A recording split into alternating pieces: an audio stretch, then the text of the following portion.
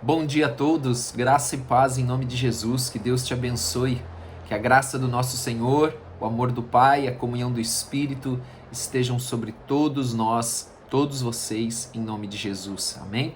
Que bom estar aqui com você. Eu vou pedindo para que você já vá abrindo aí a sua Bíblia no Evangelho de Marcos, capítulo 8, nesta segunda-feira, amém? No primeiro horário da manhã, louvado seja o Senhor por isso, porque estamos aqui mais uma vez, amém?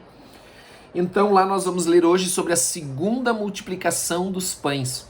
Nós vamos ver que há uma diferença interessante da primeira multiplicação dos pães. Eu diria que até duas, pelo menos, né?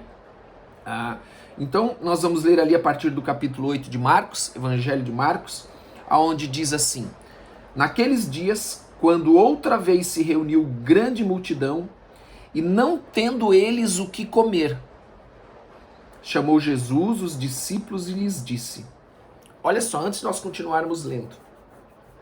Aquela primeira multidão que Jesus fez a multiplicação dos pães no capítulo 7, melhor, no capítulo 6, versículo 30, aquela multidão, ela se reuniu em um dia e se dispersou. Jesus fez a multiplicação de pães antes de despedi-los, e em um dia se dispersaram.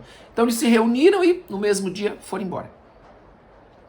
Lá Jesus ele expressa uma compaixão por eles, porque eles eram como ovelhas sem pastor, ovelhas perdidas. Então isso fala da condição espiritual daquelas pessoas, né? Principalmente da condição espiritual delas. Na segunda multiplicação, nós já vamos ver uma ênfase diferente que Jesus dá nessa segunda multiplicação. E nós podemos ler isso no versículo 2, onde Jesus diz assim, ó: tenho compaixão desta gente. Até aqui nada de novo. Mas olha o que ele diz agora. Porque há 3 dias que permanecem comigo e não têm o que comer. Jesus está dizendo que uma multidão se reuniu em torno dele naqueles dias, né? Começa o versículo 1 dizendo, ou seja, logo na sequência de Jesus ter curado aquele homem surdo e gago, que nós lemos no capítulo 7, a partir do verso 31. E uma grande multidão se reuniu e eles já estavam há 3 dias ouvindo os ensinamentos de Jesus. Isso mostra que aquelas pessoas estavam sedentas espiritualmente. O que eu entendo quando eu leio isso? Eu entendo que aquelas pessoas, possivelmente algumas poderiam ser as mesmas da primeira multiplicação, mas não eram todas. Mas ela dá uma ênfase de que aquelas pessoas espiritualmente elas estavam alimentadas. Porque já faziam 3 dias que elas estavam lá. E elas continuavam famintas, sedentas pela palavra de Deus, e nem a fome as fez ir embora. Mas aí Jesus diz assim: se eu os despedir para suas casas, em jejum, porque já fazem 3 dias que elas não comem, desfalecerão pelo caminho, e alguns deles vieram de longe. Mas os seus discípulos lhe responderam: de onde poderá alguém fartá-los de pão neste deserto? E Jesus lhes perguntou: quantos pães tendes? Responderam eles: 7. Eu quero trazer para você um segundo ponto que eu acho importante aqui nesse texto. Que eu entendo que é importante para nós aqui. Se eles estavam há 3 dias ouvindo a palavra, e há 3 dias eles estavam ali atentos, se alimentando desta palavra de Deus, porque a palavra de Deus diz que não só de pão viverá o homem, mas de toda a palavra que sai da boca de Deus. Então nós precisamos do alimento físico e do alimento espiritual. E aqui eles já estavam há 3 dias. Amém? Então 3 dias fala de um tempo completo. Fala de esse tempo de Deus. Jesus ele ressuscitou ao 3º dia, por exemplo. E eles então estavam espiritualmente alimentados. Mas fisicamente não. Então Deus ele se preocupa tanto com o nosso alma, com o nosso espírito, quanto com o nosso corpo. O Senhor, ele olha para nós como um todo, de forma integral. Ele não olha para mim e para você só de uma maneira, não, o importante é só a parte espiritual. É só o pão espiritual, não. Tanto que Jesus ensina, se você ver uma pessoa passando necessidade, apóstolo Paulo a mesma coisa, apóstolo Pedro a mesma coisa, você vê uma pessoa passando necessidade e você é despedir e dizer, vai em paz, sem ter dado o alimento para ela, que fé é essa? Então ele está dizendo, olha, você tem que olhar as necessidades das pessoas também. Você tem que ter compaixão das pessoas também pela sua necessidade espiritual, pelas suas necessidades físicas. E aqui diz que Jesus teve compaixão delas. Nós lemos isso no versículo 2. Então, se na primeira multiplicação ele teve compaixão porque eram como ovelhas sem pastor, a sua compaixão era uma compaixão espiritual pelos perdidos, agora ele tem uma compaixão por aqueles que estão junto dele, mas que estão padecendo de uma necessidade física, daquelas coisas que o nosso corpo precisa. Amém? Então, querido, você que acha que às vezes Deus está preocupado somente com o espiritual e não está preocupado com o natural, você vê aqui que você está enganado. Jesus, ele se atentou àquele problema, àquela dificuldade, àquela necessidade, e Jesus, ele está atento à tua necessidade também. Quando nós estamos próximos de Jesus, ele vai ver, ele vai enxergar a minha e a tua necessidade. E eles ali não tinham da onde buscar pão, eles não tinham trabalho, eles não tinham nada. Então Jesus disse, quantos pães vocês têm? Eles disseram, nós temos 7. Versículo 6. Ordenou ao povo que se assentasse no chão, e tomando os 7 pães, partiu-os, após ter dado graças. Mas veja que o método é o mesmo. Você deve entregar o pouco que você tem para Jesus. E eu quero trazer essa mensagem para você de novo hoje. Entregue o pouco que você tem, coloque nas mãos do Senhor. E o Senhor aqui, ele então dá graças. Após ter dado graças, ele devolve aqueles pães aos seus discípulos. Então o Senhor, quando você entrega nas mãos do Senhor, ele abençoa aquilo que você entrega nas mãos dele.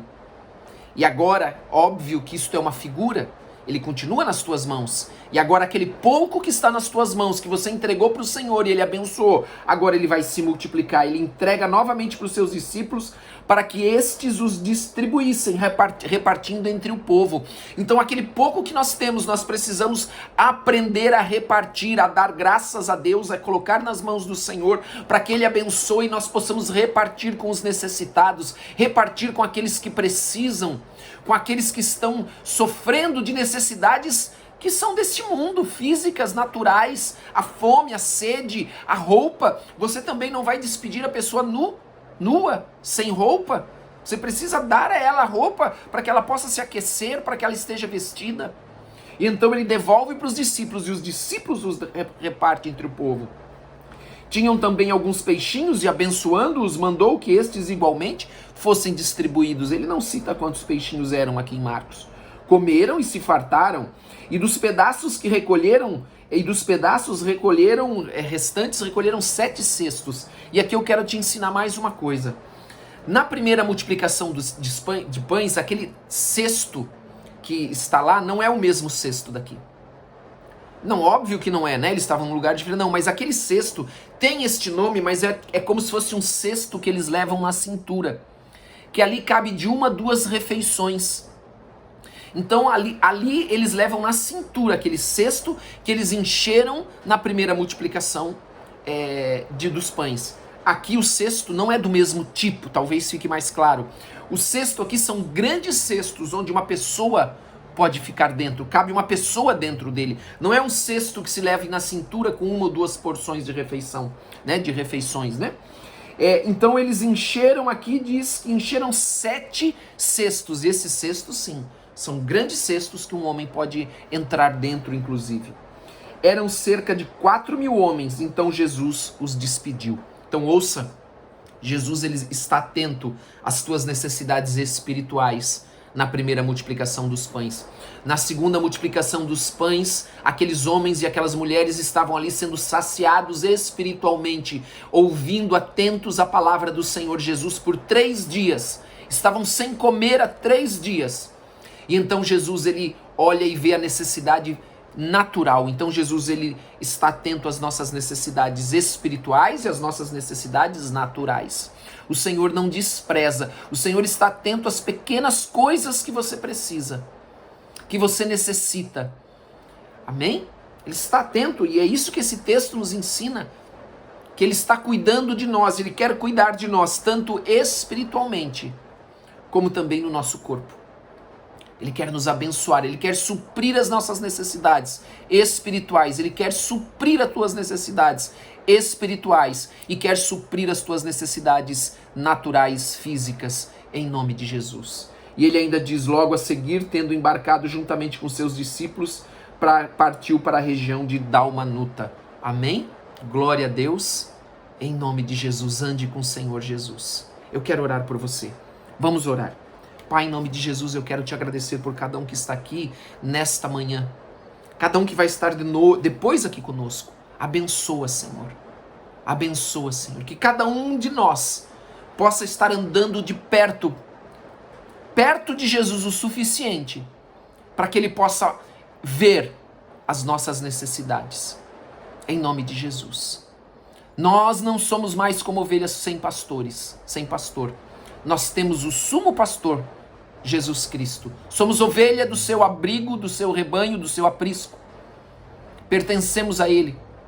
E Ele está atento às nossas necessidades. Por isso eu quero profetizar nesta manhã, nesta semana que está começando, que o Senhor, Ele vai suprir na tua vida. Receba em nome de Jesus esta palavra. Toda necessidade espiritual que você tem. E toda necessidade física, natural que você precisa, em nome de Jesus. Em nome de Jesus Cristo. Amém? Que Deus te abençoe a tua casa, abençoe a tua família. Vamos orar pelo Brasil também. Amém? Você que está aqui comigo, vamos orar pelo Brasil. É uma oração que nós temos feito todos os dias. Senhor, em nome de Jesus, abençoa o nosso Brasil. Abençoa este Brasil, Senhor, em nome de Jesus Cristo, com toda sorte de bênçãos, com proteção.